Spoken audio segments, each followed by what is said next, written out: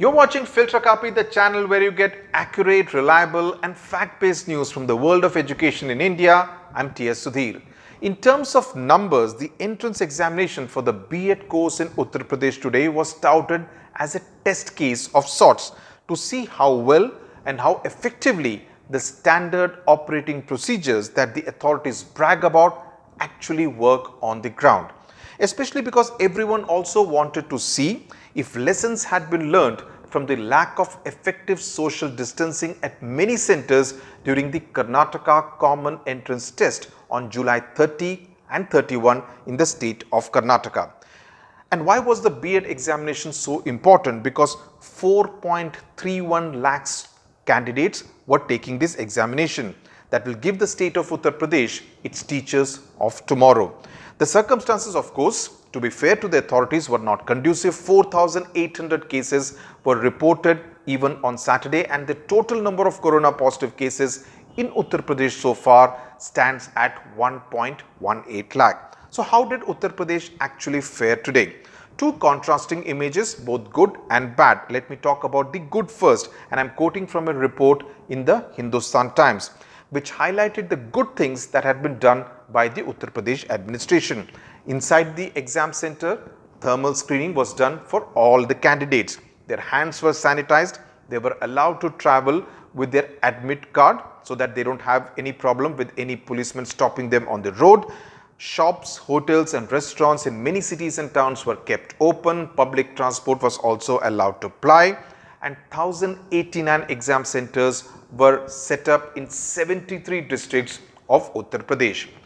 But the problem was with what happened outside the exam center, and the scenes outside the exam centers were a huge disappointment. We do not want to say anything because the scenes, these visuals will tell you the entire story. Now, these images are from all over social media and have been taken from different social media handles on Twitter. Many have been shared by students with me over email and on Instagram as well. Some students have corroborated their authenticity as well, because in today's day and age, I'm always very unsure about a photoshopped image, and it's often very tough to distinguish between a real image and a photoshopped visual. Now, these images come from Lucknow, from Jaunpur, from Prayagraj, in fact from all over Uttar Pradesh. And as you can see, crowd control is virtually non-existent at the entry gate. Now, shouldn't the administration have made arrangements knowing fully well that so many candidates and in many cases an accompanying parent would come in advance to the examination center? Forget separation by 6 feet or 2 gaj ki duri, as Prime Minister Narendra Modi spoke about. In many of these visuals, you will find that the separation between two persons, two candidates, is not even 2 feet. And this was certainly not what was promised. Now, if you see the pictures, you need just a handful of COVID-19 positive cases to create havoc in this mass of people. And if that is going to be the case in an examination where 4 lakh students are taking part, imagine what will be the case during NEET in the month of September 2020, where we will have 16 lakh plus students taking the examination across India. The fact that these examinations were conducted in a sense is also an indicator of the mood of the administration across many states in India. Kerala first, then Karnataka and Uttar Pradesh today.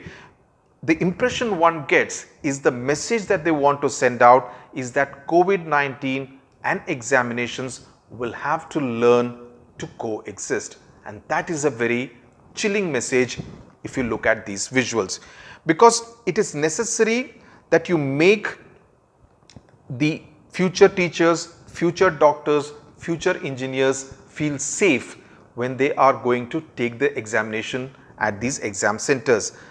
The problem is that in many of the cases, not just these visuals from Uttar Pradesh, earlier from Thiruvananthapuram, earlier from some centers in Karnataka, the standard operating procedures have become substandard operating procedures, and that is really very unfortunate, because no longer is a student only worried about his or her examination.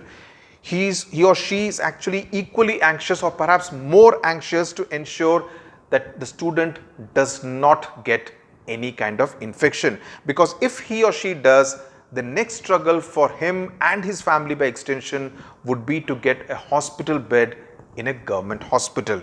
And I'm sure the administration and the leaders of this country would also agree that the young citizens of India certainly deserve better. Thank you very much for watching.